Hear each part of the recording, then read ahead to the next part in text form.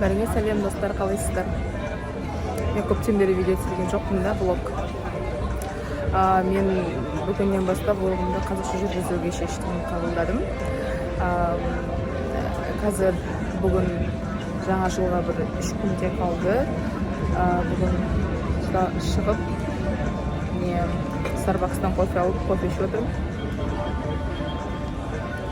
Кішкене бір сауда жасадым. Қазір көрсетемін сіздерге. Мындай кішігірім сауда жасадым. Балалар киіміне. Осы алған киімдерімді үйге барғасын сізге көрсетемін. Келесі апта Икеяға барып, Икеяда мебельдер қараймыз, сіздерге де тоже көрсетемін. Сол мен орысша көрермендерім бар. Оларға орысшаны осы видеоның астына аудармасының орысшасын жазатын болармын. Өйткені маған қазақша сөйлеген кішкене жеңілдірек болады деп ойлаймын. Сол үшін өзімнің қастан оқырмандарыма, қастан көрермендеріме қазақша жүргізуге шешім қабылдадым. Солай. Менің есімімді су деп жазып қойыпты. Неге су? Әйгерім қайда, су қайда? Жаңбыр құйып тұр. Бүгін Икея соққым келген. Истанбул форумының жанында Икея деген бар. Истанбулды білесіздер ме жоқ па? Сол жерге барып мебельдерді қарағым келген. Кішкентай бөпелердің мебельдерін. Оны мен шаршап қалып отырмын. Үйге кетем. Бүгін сіздерге қызық па жоқ па білмеймін. Дәрігер жөнінде, Турциядағы, Истанбулдағы ауруханалары жөнінде, докторлар жөнінде, системалары қандай білгілеріңіз келсе, маған жазыңыздар. Айтайын ба, айтпайын ба, сіздерге білмеймін. Егер сіздерге қызық болса, біздің Қазақстанның, Россияның системасынан айырмашылығы бар болар, енді білмеймін. Мен өз басымның өткен тәжірибені айтуыма болады сіздерге. Сол, егер сіздерге қызық болса, төменге жазып айтыңыздар. Турцияның ауруханалары жөнінде ақпарат керек болса.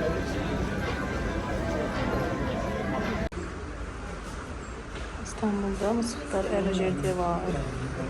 Әр жерде кездесуі болды.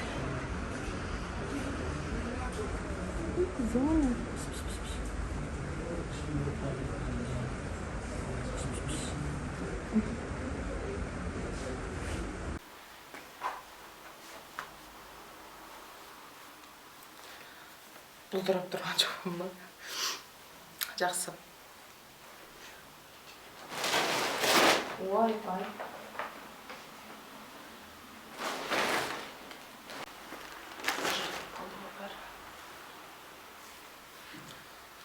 Су суып, жаңбыр су суып келді. Бәріңе сәлем тағы да. Мен үйге келдім, жаңбыр су суып. Стамбулда қазір бүгін 28-і жаңбыр жауып отыр. Жаңа айтқандағыдай Starbucks'та отырғанда сізге айттым ғой, не деп, мен өзім блогымды енді қазақша жүргіземін деп шештім. Ендігі блогтарымды сіз қазақша көресіздер. Егер бұның YouTube настройкасынан орысша аудармасына қалай аудару керек екенін білетін болсам, сізге астына орысша жазып көрсетемін. Өйткені менің қазіргі подписчигім примерно 600 деймі, сондай. Оның көбі Ресей азаматтары. Бірақ та мен Қазақстан YouTube нарығы әлі дұрыс дамымаған болғасын, және де қазақша жүргізудің блогерлер болмағасын, мен қазақша жүргіземін деп шештім. Білмеймін қалай болатынын, өздерің қарарсыздар. Енді мана айтқандағыдай сөз бердім ғой сіздерге, алған заттарымды көрсетемін деп. Сол алған заттарымды көрсетейін. Негізі Стамбулда үлкен Икея магазиндары 2-3 жерде бар. Маған ең жақыны Истанбул форум деген торговый центрдің қасындағы. Ол метромен барғанда Қожатепе деген тұрақ. Ол метромен барғанда Кожатепе деген тұрақтан түсесіз да. Сол жерде Истанбул форум деген торговый центр тұрады да, қасында Икея бар. Онымен мен бүгін сағат 1-де ауруханаға бардым да, тексерілу үшін. Жай шыққан соң кішкене шаршап, Икея соғуға кішкене шаршап қалдым да. Ортадағы Истанбул форумнан бір заттар алдым. Болашақ сәбиіме. Бірінші алғанды көрсетіп жіберейін сіздерге. Қазір 1 лирада, 1 долларда 11, 1 лирада 12, 1 долларда 12 лира бар. Есептей беріңіздер сол бойынша. Мен жолдасыма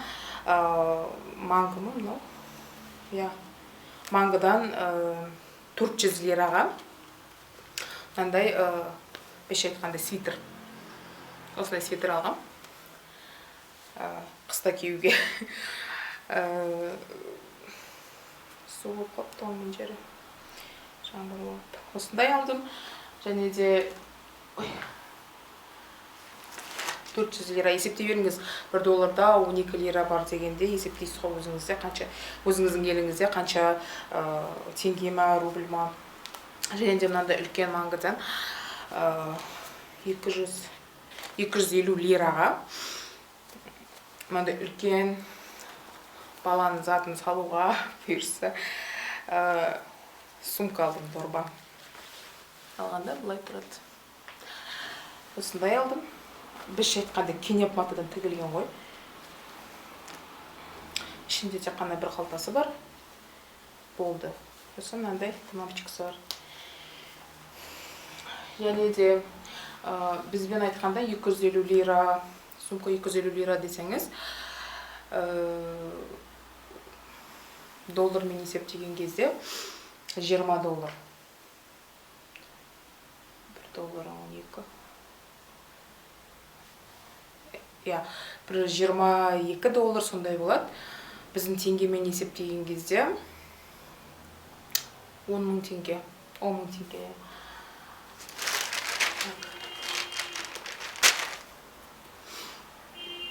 Және мынандай пеленка алдым. Біз Истанбулда, басқа филиалдарда, басқа елдерде, басқа қалаларда бар болады, Турцияның 75 лираға мынандай пеленка алдым. Матасы 100% хлопок дейді. Хлопок. ХБ5. ХБ. Осындай алдым 75 лираға. Бұл Эбебек деген магазин. Барлық торговый центрдің ең астыңғы қатарында болады. Ең астыңғы қатарында көбіне балаларға арналған ойыншықтар, киімдер, соның бәрі ең бірінші этажда, немесе 0-ші этажда или -1 деген ең төменгі этаждар болса, сонда сатылады. Эбебек деген фирма. Эбебек фирмасында ішінде балалардың киімдері, балалардың жаңа туған сәбидің киімдері, анасына арналған киімдер, және де кроваттар, балаға арналған, сосын тағы не, коляска, бәрі бар қысқаша айтқанда. Және де сол Эбебектен алдым да. Эбебектен алдым. Неше 20 лираға. 20 лираға Эбебектен мынандай 6 данасы бар, ішінде 6 штук. Эски 0 мен 6 ай аралығындағы бүкілерге арналған. Бұл Эбебектен алған заттар.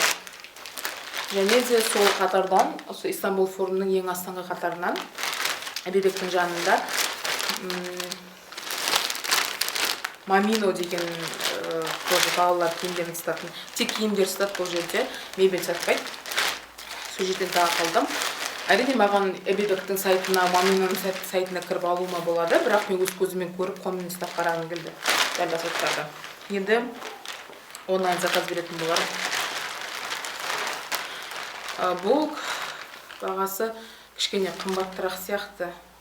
Маминоныкі Эбебекке қарағанда қымбаттырақ. Качествосы бірдей деп айтсам болады. Мен бұлдырап кетіп атқан боларым да. Жақсы. Мынандай әске алдым. Көріне ма, көрінбей ма, білмеймін. Мынандай әске алғам. көк түсті. Бағасы Маминонікі. Мына жерде жазылмаған. Бірақ мен бұны 8 лираға алдым. 1 долларға жетпейді. Примерно 300 теңге сондай қалдым. 1 долларға жетпейді. 6 сондай цент. 60 цент.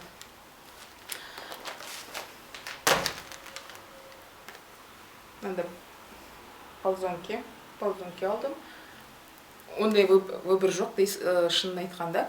Бірақ енді ең ішіндегі нормальный деген алдым. Бұның бағасы 110 лира.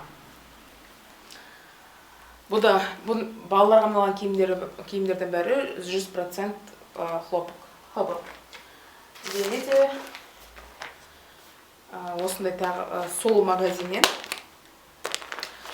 пеленка алдым, және де қасында 2 кішкентай ауыз сүртуге арналған матасы бар. 3 қасында кішкентай мата бар. Ауызын сілекейін сүртуге, мұрнын сүртуге деген сияқты. Бұның бағасы 100 лира қалды. 99-дан 90 деп тұр, 100 лира қалды. Ішін ашып қарасаңыз.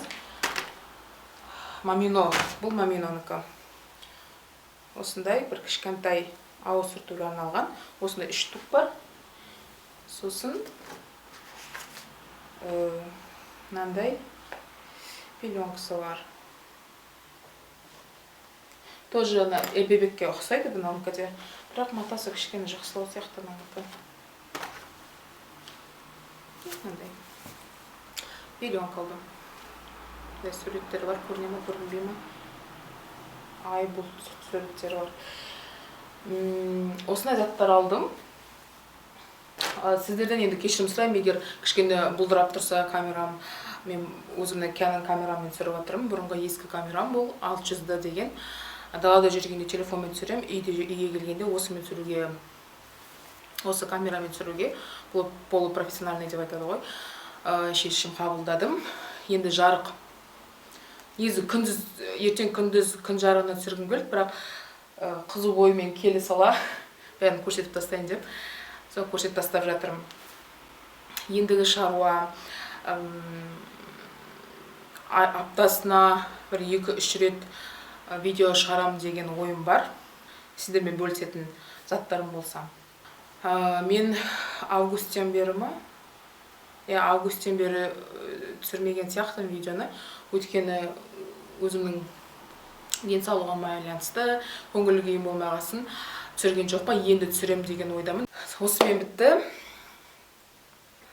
Бұл не деп айтады? Распаковка. Распаковка бітті.